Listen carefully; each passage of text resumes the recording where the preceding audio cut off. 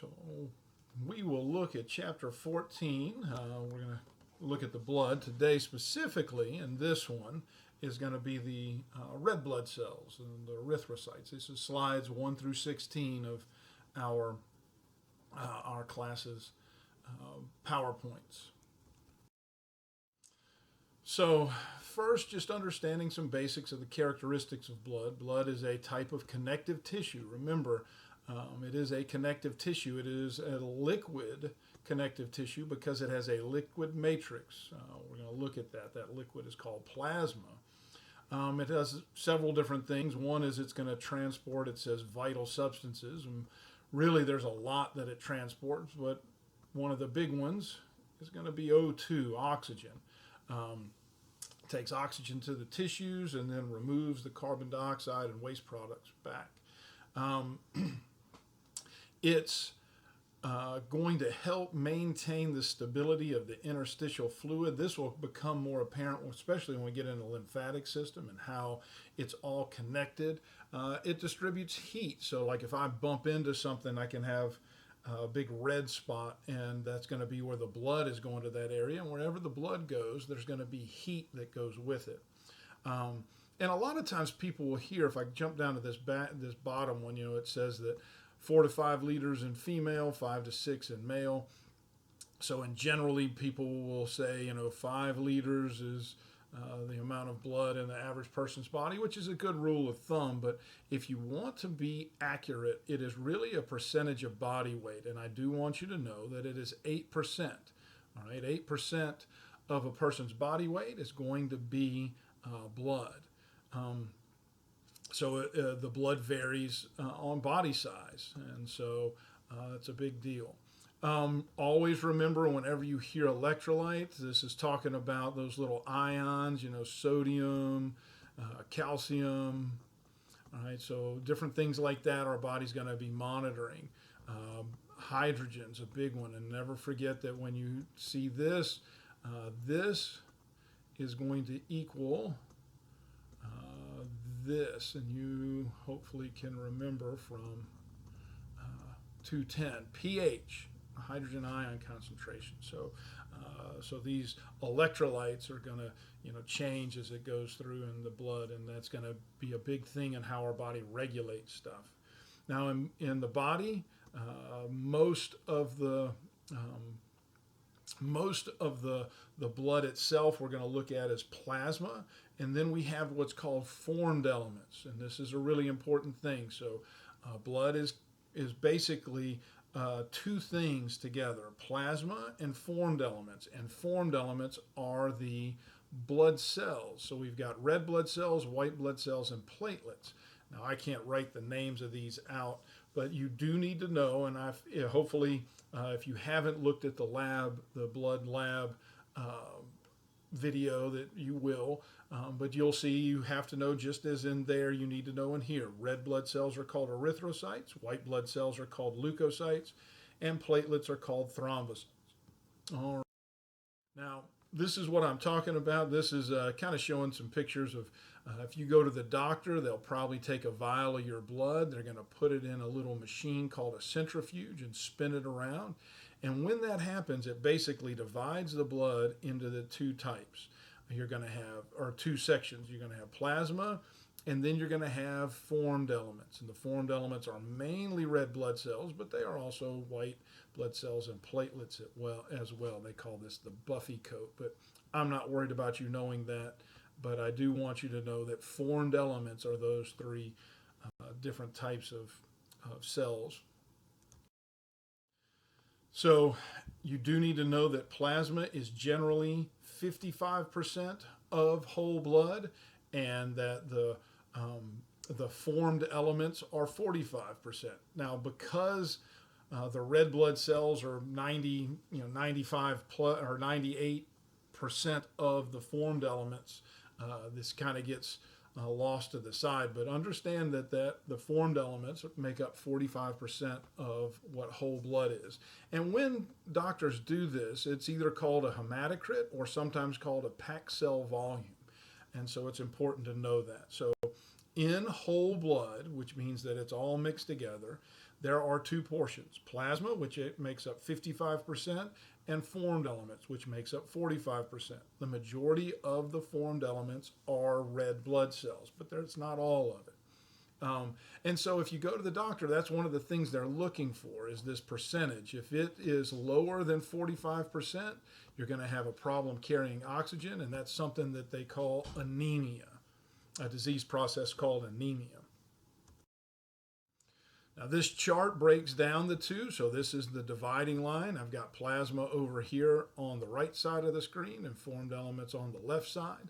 Now I'm not getting into I started thinking about that. I'm not getting into the stage right and stage left. Hopefully you understand what I'm saying, and I'm circling it as we go. So 45% on this side, 55% on this side. Now,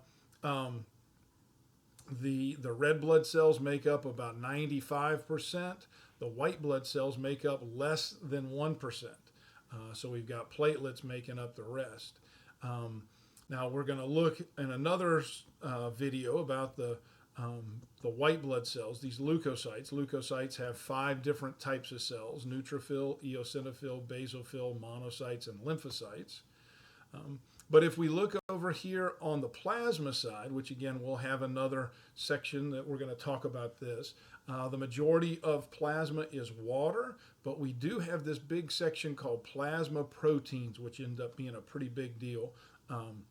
The fibrinogen is for blood clotting. The globulins are many things, but one of the categories are what we looked at as antibodies. And these albumins are going to be used in order to help with the gas exchange in the capillaries by way of osmosis.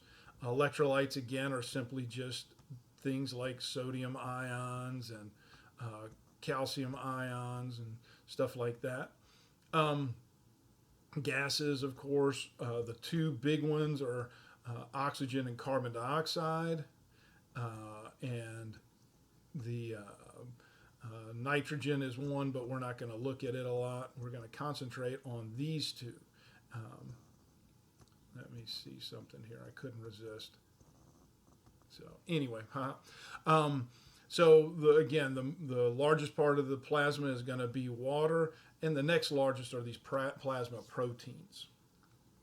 Nutrients here, these are going to be like glucose, which is obviously a big nutrient. That's what our body uses to run on. Vitamins and hormones, different things, and then the waste products as we're getting rid of them. So now when we look at blood cells, our blood cells, they're created or originate in red bone marrow. And I hope you can see this, and it's kind of very small, but this is called a hematopoietic stem cell. It's a fancy word of saying a blood stem cell. And all of the formed elements come from one type of stem cell. And so there's a little dividing line right here. We're going to look at this in just a second. These are lymphocytes. The lymphoid stem cells come down this way, and they make up lymphocytes.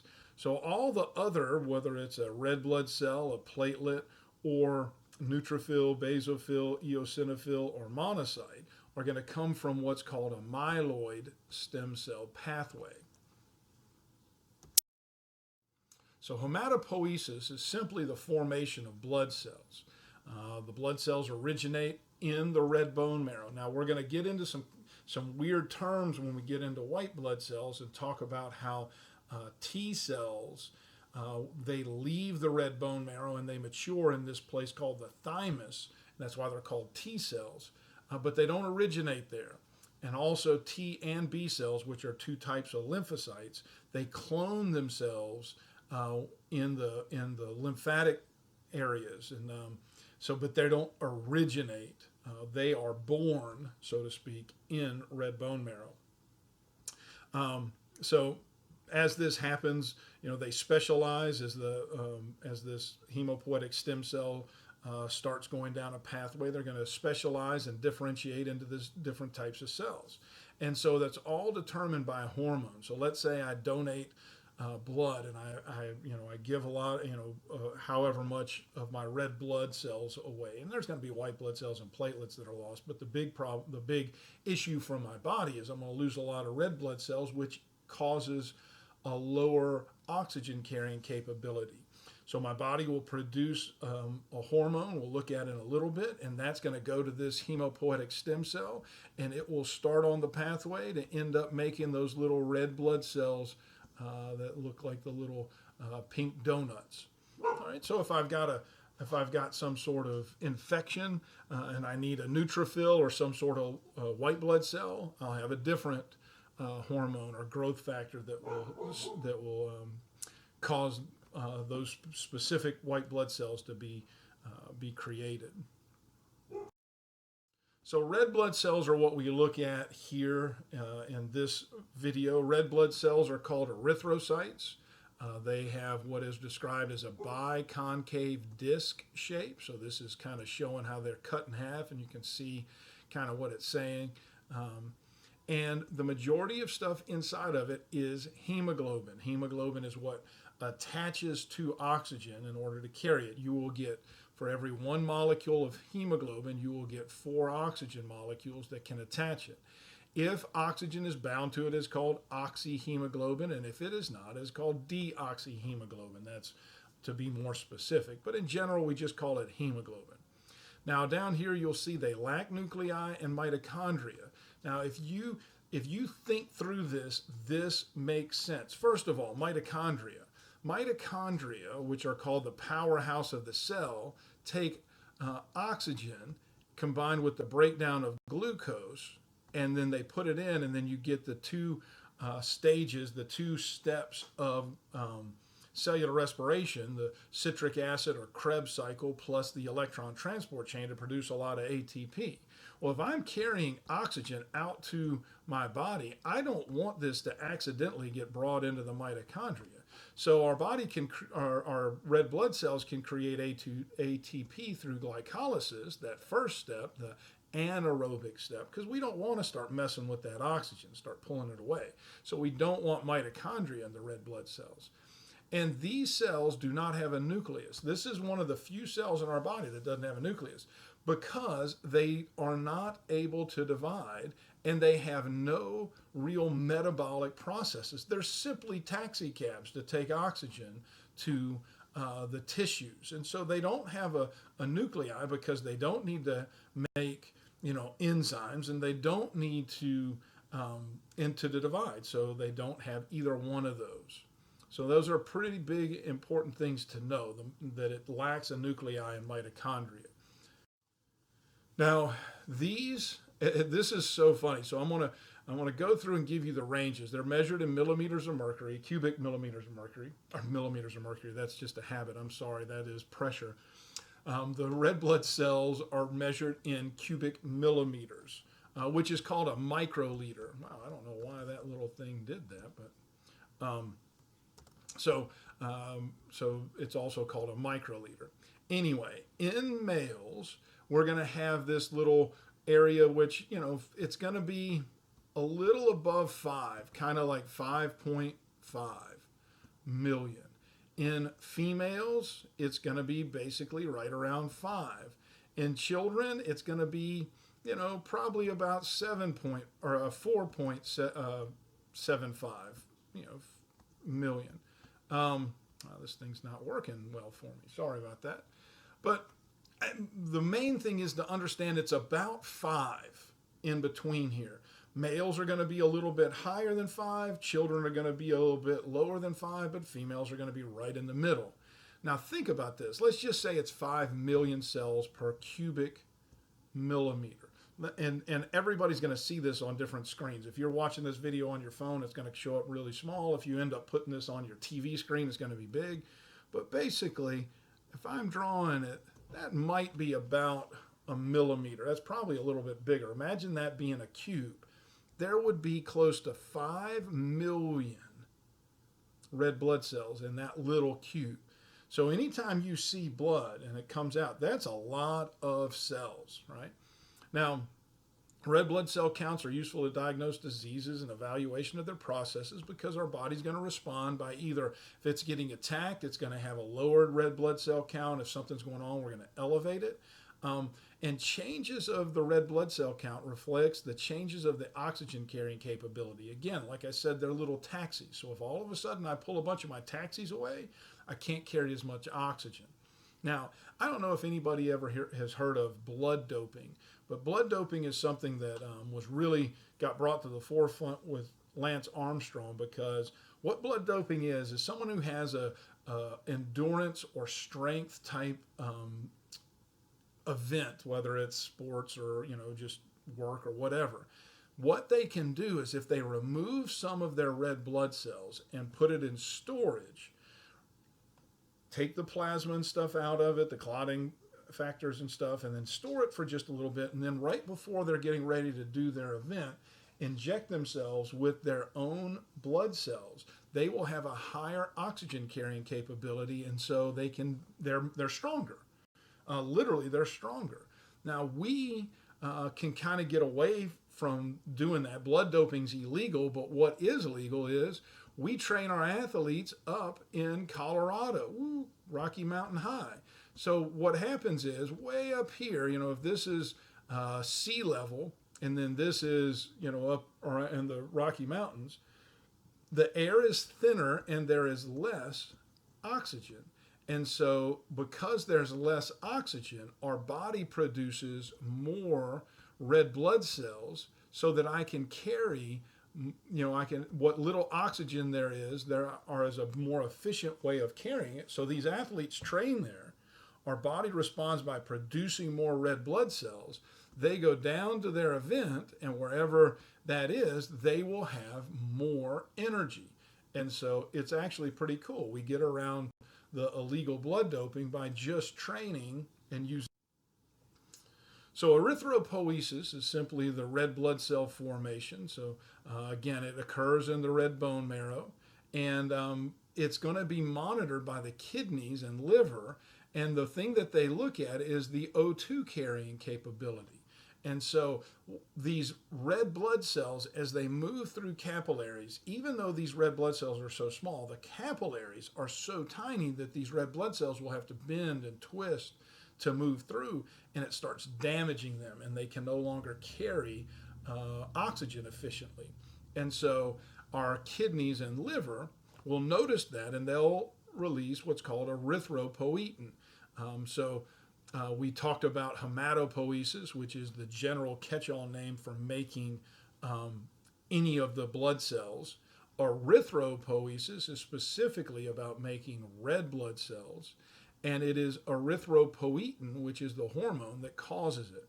It's a negative feedback cycle, because that's just saying that if I'm looking at this wave, if I'm low on the trough, my body's going to start making red blood cells. It's going to get higher and higher, and then we're going to have enough, and our body will stop making it. They'll start dying, and they'll drop off, and then our body will notice it. They'll start making more, and it'll go back and forth. And that is the essence of a negative feedback mechanism. Now, you don't have to know how this all goes through, but you do need to know it's called an erythrocyte. And so it's generally about a 120-day cycle that these red blood cells, their life cycle that is. And so as our bodies monitor it, that's going on. Now, one of the things, if you've ever heard of the term, like a phrase that they use called new blood, if you're working on a project and you kind of, not getting anywhere, and someone that hasn't looked at it comes in with fresh eyes, it's called new blood, because they might see something you missed. More energy, new energy, basically.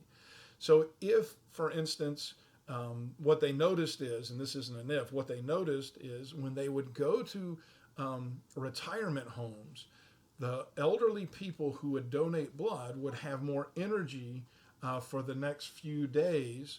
And it's because their body had made new red blood cells, and so there was an increase in oxygen carrying capability, so they had more energy. Just a little FYI, it is really good to donate blood, because when you donate blood, it forces your red bone marrow to work.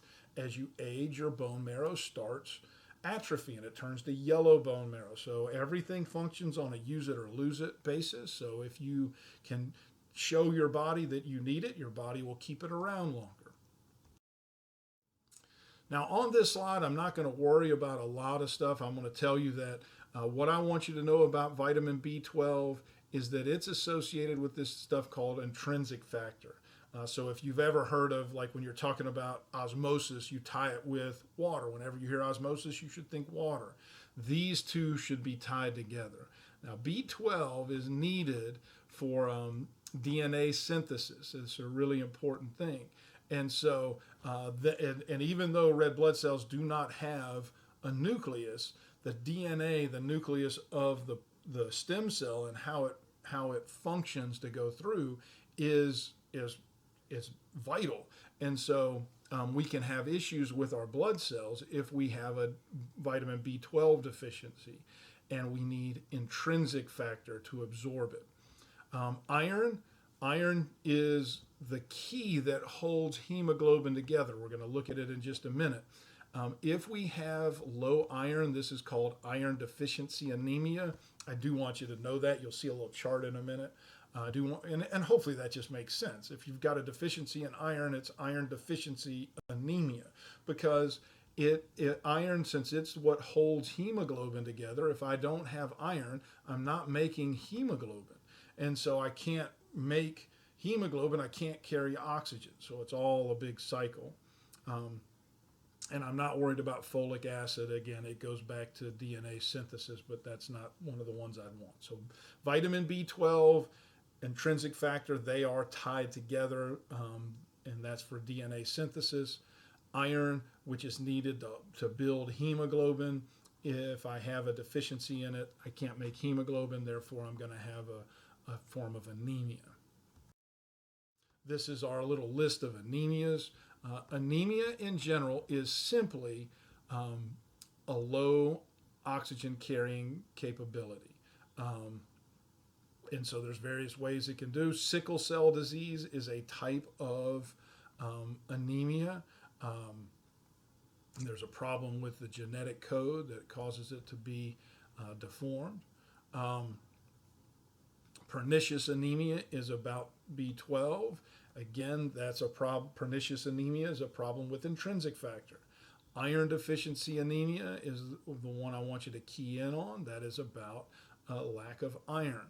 All right, so this is a pretty good page to kind of know where it is, but these three, and particularly the iron deficiency anemia, are ones that I would make sure you kind of pay attention to. So these are the major events on how the red blood cells are destroyed. As they're squeezing through the capillaries, like I said, of active tissues, it damages the red blood cells. So we have these macrophages that we'll talk about in the white blood cell section of this. Macrophage equals monocyte, only it is now no longer in the circulatory system.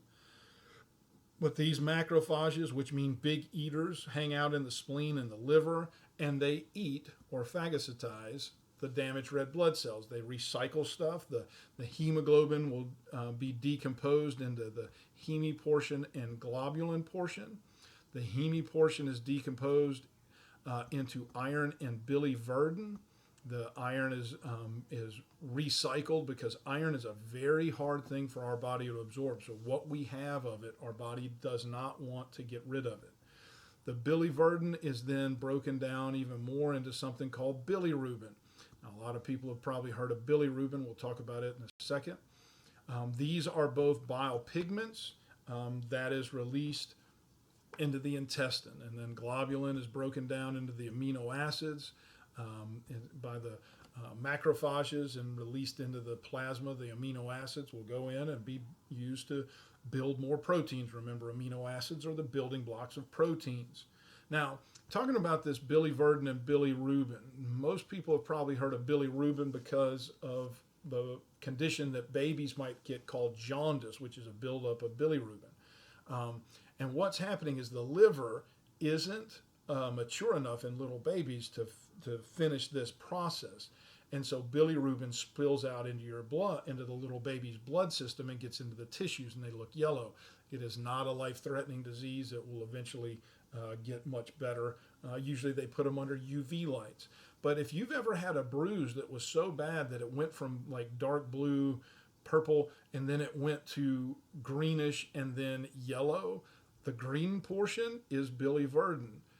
As the blood cells are breaking down, and then as it breaks down further into bilirubin, that's when it turns yellow. So you might have actually experienced a little bit of jaundice because of that. Now this is the life cycle of the red blood cell again. So we go through all of this stuff. I'm not going to really go through this again, except for this little part here, which unfortunately the book really doesn't say much about. But I do want you to know that red blood cells have a 120-day, in general, life cycle. After about 120 days, they get broken down and new ones are created. So there's a constant creation of these new red blood cells. So this is what we're talking about. This, and you do not have to know the chemical pattern of this. You don't have to know the formula, but just to show you, this is the heme portion of hemoglobin. All right, so this is a hemoglobin molecule. These little parts right here are what we're looking at here. This is just a drawing to kind of look at it, but this is the chemical drawing of it. All the other things are, it says a polypeptide chain, which just means an amino acid. So we've got these four different polypeptide chains, 4 different proteins basically that work together, and then we have hemoglobin or heme in there that's going to be holding on to the oxygen. So when we go to break this down, basically you're going to break down a chain here and it's going to unravel. And so this is biliverdin, but biliverdin simply is it with iron still on it. Once the iron is taken off of it, then we're left with what we call bilirubin. Again, not worried about you knowing that, just pointing that out.